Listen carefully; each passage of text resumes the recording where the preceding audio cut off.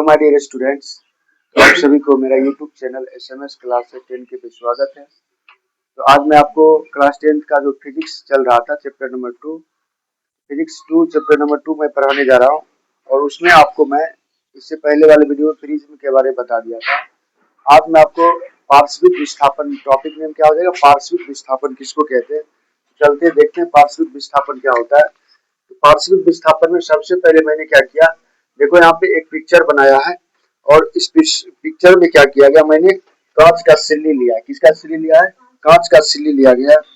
उसमें जो आपको करा है कि यहाँ पे जो आप ये पार्श्विक विस्थापन में देखोगे तो बहुत सारे चीज प्राप्त हो, जैसे पी क्यू आपको कहीं नजर आता है, देखिएगा यहाँ से पी क्यू है ना, देखो हला नहीं करना, यहाँ से पी क्यू नजर आ रहा है आपको। करा कि पी क्यू को एल तक बढ़ा देते हैं। पी क्यू को कहाँ तक बढ़ाते हैं? पी क्यू को हम एल तक बढ़ा दिए। कहाँ तक बढ़ा दिए? एल तक बढ़ा दिए हैं। और कहा कि हम पाते हैं कि यह रेखा निर्गत किरण क्या है? यह रेखा जो निर्गत किरण देख रहे हो, निर्गत किरण आपका हो जाएगा R S T. R S T कहाँ, देखो आर यहाँ पे है और यहाँ है बोरे। हाँ ये देखो, इसको निर्गत किरण निकलने वाली साइड से क्या हुआ, निर्गत किरण ये हुआ ना, यहाँ से देख रहे हो, निर्गत किरण हुआ और ये आपतित किरण हुआ। ठीक है, ये पूरी निकलने वाली किरण को निर्गत किरण कहते हैं। देखो यहाँ पे इन कर रही है, ये क्या कर रही है? इन कर रही है। ये कांच की सिल्ली में क्या करे, अंदर की ओर आ रही है और ये क्या हो रही है? बाहर की ओर जा रही है। बाहर की ओर जाने वाली किरण निर्गत किरण होती है और अंदर की ओर आने वाली किरण को आपतित किरण कहते हैं। पढ़े थे ना, तो वही करा है यहाँ पे। जो आप देख रहे हो यहाँ पे, यहाँ से आप जो देख रहे हो, ये जो कांच की सिल्ली है, इससे ये बाहर की ओर आ रही है, डायरेक्शन है ना बाहर की ओर। और ये क्या हो रहा है, देखो ये अंदर की ओर आ रही है, ये अंदर की ओर प्रवेश कर रही है। प्रवेश करने की जो किरण होती है उसको हम आपतित किरण कहते हैं और जो बाहर निकल जाती है उसको हम निर्गत किरण कहते हैं। डाउट? चलिए अब देखो यहाँ पे करा कि यहाँ पे जो आप देख रहे हो R S T, R S और टी कहीं नजर आ रहा है?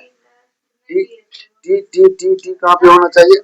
टी मैंने बोला था यहाँ पे टी होगा। किसका होगा? टी। यहाँ पे देखो मैंने बनाया था सिंबल्स टी। तो आर एस और टी, ये जो बाबू है ये आपका निर्गत किरण हो गया।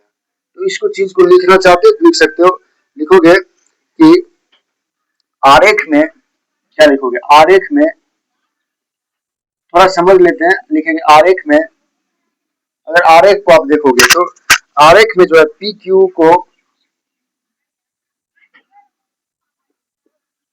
को एल तक बढ़ा, एल तक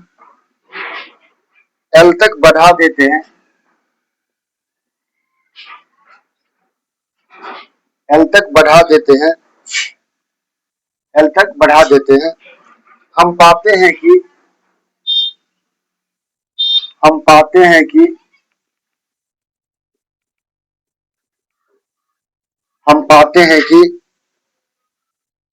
यह रेखा, क्या तुम पूछ रहे हिसाब से, बोलो क्या पूछना है? पहले यही से पार्श्विक विस्थापन निकलेगा, इसको पहले समझोगे तब ना। ये जो आपने बनाया पिक्चर, इसके बारे में कौन सा किरण है देखोगे तब ना, तब उसके बाद डिफिनेशन पहले जो पढ़ा उसको पहले समझिए। जैसे मैंने बताया ना कि यहाँ पे निर्गत किरण कौन है, आर एस टी क्या है? ये निर्गत किरण है। फिर उसके बाद सी क्या हो जाएगा, क्यू क्या हो जाएगा, ए क्या हो जाएगा, बी क्या हो जाएगा, इसके बारे में समझिएगा तब ना। चलिए लिखिए, तो आप क्या लिखोगे? आरेख में पी क्यू को एल तक बढ़ाया। आरेख जो बन रहा है इसमें पी क्यू को कहाँ तक बढ़ाया? पी क्यू को मैंने कहाँ तक बढ़ाया? एल तक बढ़ाया। तो वही लिखे, क्या लिखेंगे? पी क्यू को एल तक बढ़ा देते हैं। हम पाते हैं कि यह रेखा निर्गत किरण, यह रेखा निर्गत किरण, यह रेखा निर्गत किरण आर एस टी, यह रेखा निर्गत किरण आर एस टी के समांतर आर एस टी के समांतर है। किसके समांतर है? तो कह समझिएगा कि आरेख में पी क्यू को एल तक बढ़ाया। देखो आरेख अगर आप देखोगे, यहाँ पे पी क्यू को कहाँ तक बढ़ा दिया? एल तक बढ़ा दिया। उसके बाद कर हम पाते हैं कि यह रेखा निर्गत किरण, देखो ये निर्गत किरण आपको पता है, ऐसे जैसे सपोर्ट है, मान लीजिए ये कांच की एक सिल्ली हो गई, ठीक है, बाबू ये जो सिल्ली में प्रवेश किया ये रेखा, ये आपका आपतित किरण हो गया। क्या हो गया? आपतित किरण हो गया। और देखो ध्यान देना, ये आपतित किरण हो गया। फिर इसी तरह से यहाँ से अगर कोई रेखा ये डॉट डॉट करके फिर निकल गई, ये निर्गत किरण हो गई। निकलने वाली किरण जो है देखो यहाँ पे क्या है? निकल रहे हैं। ये आपके कांच में क्या कर रही है? प्रवेश कर रही है। प्रवेश करने वाली जो किरण हो गई उसको आपतित किरण कहते हैं, और निकलने वाली किरण को क्या कहते हैं? निर्गत किरण कहते हैं। तो यहाँ पे करा एक समांतर है। किसके समांतर है? निर्गत किरण आर एस टी के क्या है? समांतर है। आर एस टी के क्या है? ये समांतर है। उसके बाद फिर इसमें लिखोगे इस तरह कांच की सिल्ली से इस तरह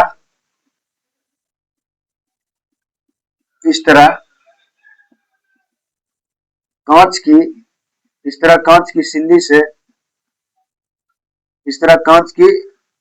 सिल्ली से कांच की सिल्ली से कांच की सिल्ली से पार करने के बाद पार करने के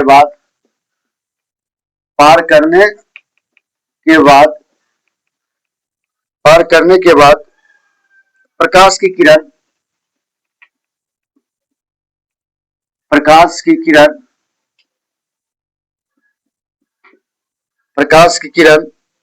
अपने पूर्व पथ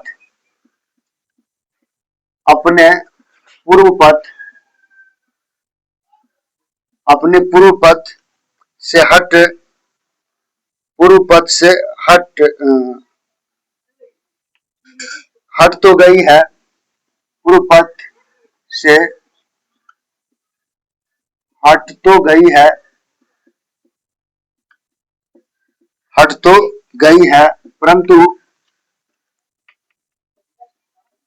परंतु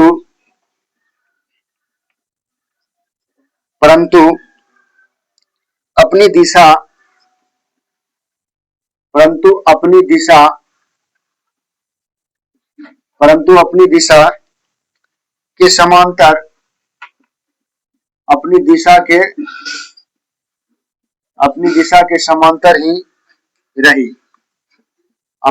के समांतर ही रही।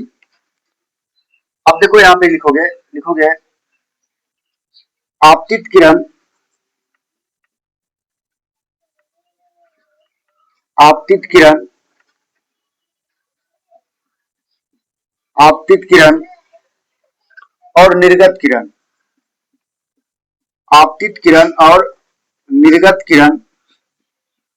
आपतित किरण और निर्गत किरण आपतित किरण और निर्गत किरण के बीच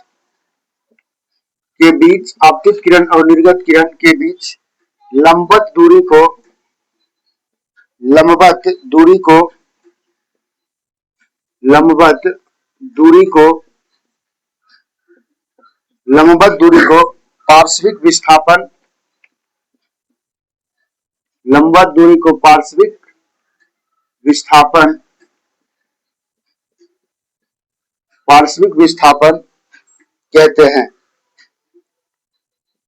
पार्श्विक विस्थापन कहते हैं। ठीक है, क्या कहते हैं? पार्श्विक विस्थापन कहते हैं।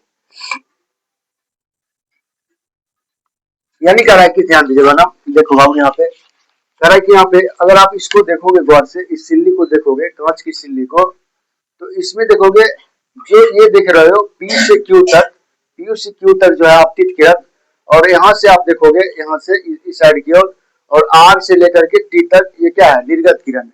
क्या है? निर्गत किरण। तो वही कह रहा है आपतित किरण और निर्गत किरण के बीच लंबवत दूरी, यानी जो लंबवत दूरी देखो इस टाइप के जो लंबवत दूरी हो गए, यानी क्यू से आर तक ये लंबवत दूरी जो हो गए, पूरे जो लॉन्गिट्यूडिनल हो गया, यही क्या कहलाया है? पार्श्विक विस्थापन कहलाया। क्या कहलाया है? पार्श्विक विस्थापन कहलाया। अब देखो यहाँ पे पार्श्विक विस्थापन में क्या करा है कि सिल्ली अगर पार्श्विक, देखो यहाँ से प्रश्न पूछते हैं मात्र यहीं से, पार्श्विक विस्थापन किसे कहते हैं? कभी कभी तो ऑब्जेक्टिव में दे देता है कि बताओ पार्श्विक मतलब आपतित किरण और निर्गत किरण के बीच लंबवत दूरी को क्या कहते हैं? लंबवत दूरी को क्या कहते हैं भाऊ? पार्श्विक विस्थापन कहते हैं। ठीक है, तो आपतित किरण और निर्गत किरण के बीच लंबवत दूरी को कौन सा क्या कहते हैं? तो पार्श्विक विस्थापन कहते हैं। क्या कहते हैं? पार्श्विक विस्थापन कहते हैं। अब आगे समझने का प्रयास करेंगे कि जो आप ये जो होते हैं अब देखो यहाँ पे पूछ सकते हो कि सर यहाँ पे पार्श्विक विस्थापन है कौन? देखो एच एल जो देख रहे हो, एच और एल, यहाँ से देखो लंबा दूरी है ना, ये दोनों के बीच लंबा दूरी मैंने दिया था एच एल। तो एच एल जो आप देख रहे हो ये पार्श्विक विस्थापन है। ये क्या बाबू, यहाँ से यहाँ तक दूरी क्या हो गया, पार्श्विक विस्थापन। हम लिख देंगे यहाँ पे, लिख देंगे कि जो एच एल है, अतः क्या लिख देंगे, अतः अतः चित्र में, अतः चित्र में एच एल क्या है, एच एल, एच एल पार्श्विक विस्थापन है। एच एल क्या है, पार्श्विक विस्थापन है। एच एल क्या है, पार्श्विक विस्थापन है। यानी जो देख रहे हो ये चित्र में आपका पार्श्विक विस्थापन कौन दिखा रहा है, एच एल दिखा रहा है। क्योंकि परिभाषा हमारा क्या कर रहा है, परिभाषा कर रहा है आपतित किरण और निर्गत किरण के बीच लंबवत दूरी, यहाँ से देखो ऐसे दूरी, लंबवत दूरी ना। तो आपतित किरण और सॉरी आपतित किरण ये साइड वाला हो गया, ये निर्गत किरण हो गया, तो दोनों मतलब ये हुआ ना ऐसे आपतित किरण निर्गत किरण। आपतित किरण और निर्गत किरण के बीच जो आपको देख रहे हो एच एल, ये जो मैंने दिखे बीच की दूरी जो है वही क्या कहला है, वही आपका पार्श्विक विस्थापन कहला है। तो इस चित्र में पार्श्विक विस्थापन कौन था, पार्श्विक विस्थापन कौन था, एच एल, कौन था, एच एल। ठीक है, अब देखो यहाँ पे फिर लिखेंगे कि सिल्ली की सतह डीसी की ओर देखने पर पिन के पीक्यू का टीआरएस भी दिखाई देने पड़ने लगते हैं। तो इतना बात नहीं समझना है, मतलब मात्र आपको आपतित किरण सॉरी पार्श्विक विस्थापन के बारे में इतना बात समझ जाना है और इस पिक्चर को क्या करना है, लिख लेना है। ठीक है, अगर लॉन्ग क्वेश्चन में पूछता है तो ये पूरे लिख देना है परीक्षा में, 2 नंबर में या 3 नंबर में पूछता है पूरे इसका आंसर लिखोगे चित्र के साथ लॉन्ग क्वेश्चन में। ठीक है, तो अगला जो आपका टॉपिक हो जाएगा वो हो जाएगा अपवर्तनांक। क्या हो जाएगा बाबू, अगला टॉपिक क्या हो जाएगा, अपवर्तनांक के बारे में पढ़ेंगे। अपवर्तनांक पढ़े हो ना, अपवर्तनांक पढ़े तो कुछ देखिएगा बाबू, कुछ पदार्थों में जो अपवर्तनांक होते हैं, जैसे आपका हो जाएगा कि वायु में प्रकाश का अपवर्तनांक कितना होता है ना, उसके बाद पानी में कितना होता है। ये परीक्षा में ऑब्जेक्टिव के लिए क्या बहुत इंपॉर्टेंट, उसको आप लोग नोट्स कर लोगे। चलो इसको पकड़ो बाबू, लिखोगे, लिखोगे कुछ पदार्थों के अपवर्तन, इंपॉर्टेंट इंपॉर्टेंट पॉइंट करके लिख दोगे, यहाँ से ऑब्जेक्टिव प्रश्न पूछे जाते हैं आपके एग्जाम में। ठीक है, और तो आपको नहीं डालना था, देखो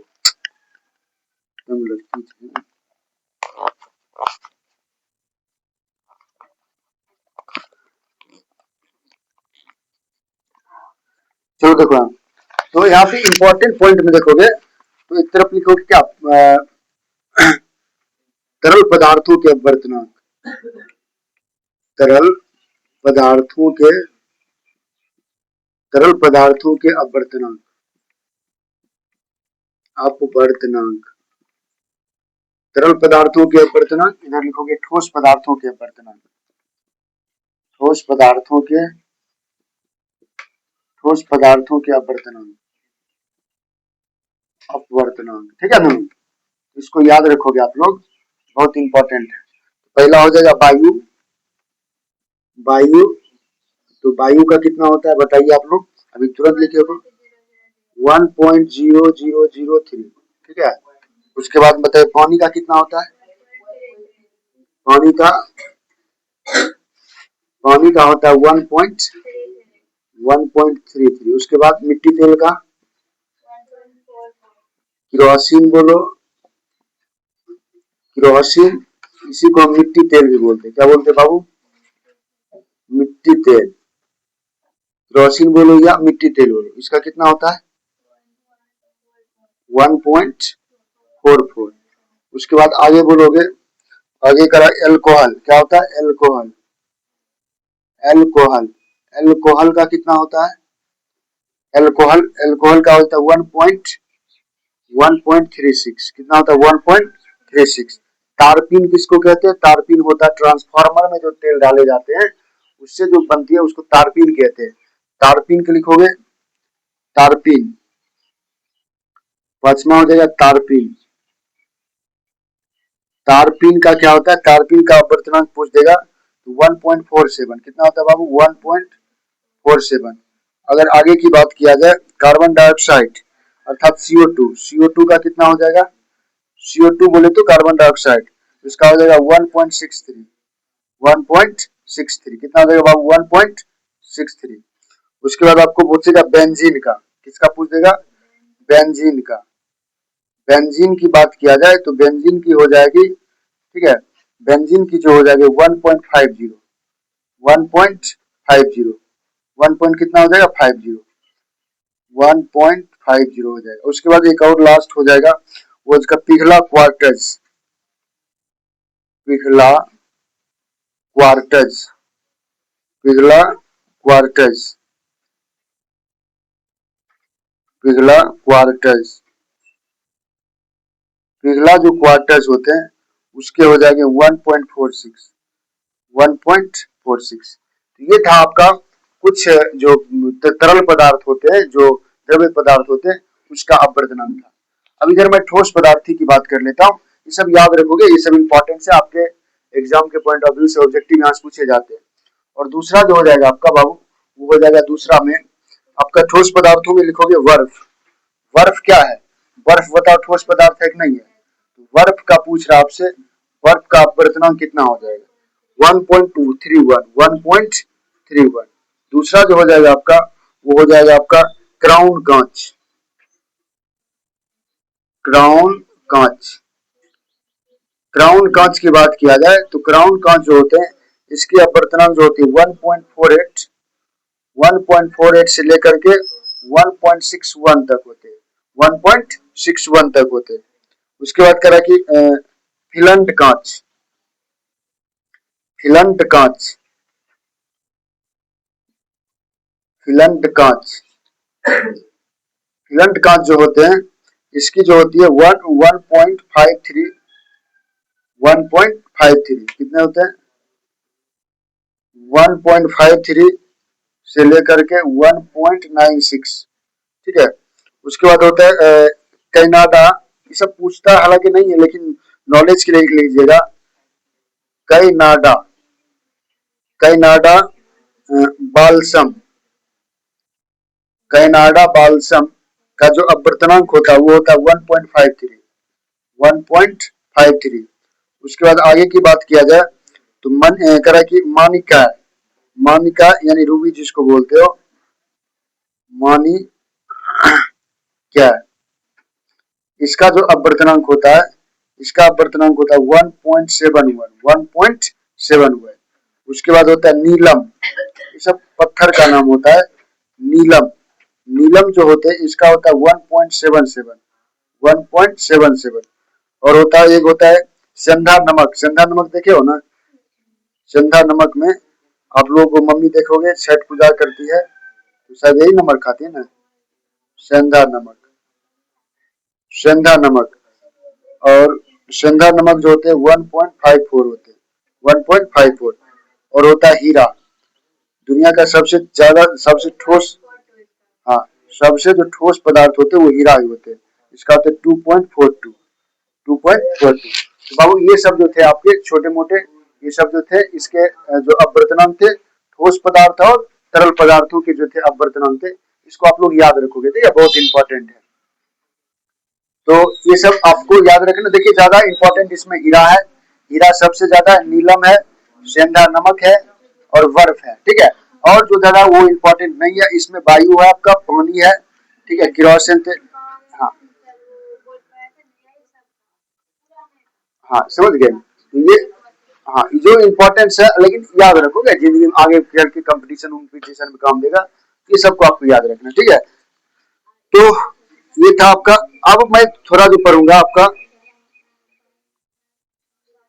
आपको हम अपवर्तनांक के बारे में पढ़ा दिए थे, अपवर्तनांक क्या था पढ़ लिए थे ना। आज मैं आपको जो पढ़ाऊंगा अपेक्षिक अपवर्तनांक, नेक्स्ट क्लास क्या है अपेक्षिक, तो नेक्स्ट क्लास में बाबू हम पढ़ाएंगे अपेक्षिक अपवर्तनांक के बारे में, ठीक है। तो धन्यवाद, आप लोग ये सबको देख लीजिएगा, फिर अगले क्लास में मिलेंगे। अगर ये वीडियो अच्छा लगा हो तो जो मेरा चैनल है उसको सब्सक्राइब करें, बेल आइकन दबावे और अपने दोस्तों में ज्यादा से ज्यादा शेयर करें। धन्यवाद, फिर से मिलते हैं नेक्स्ट वीडियो।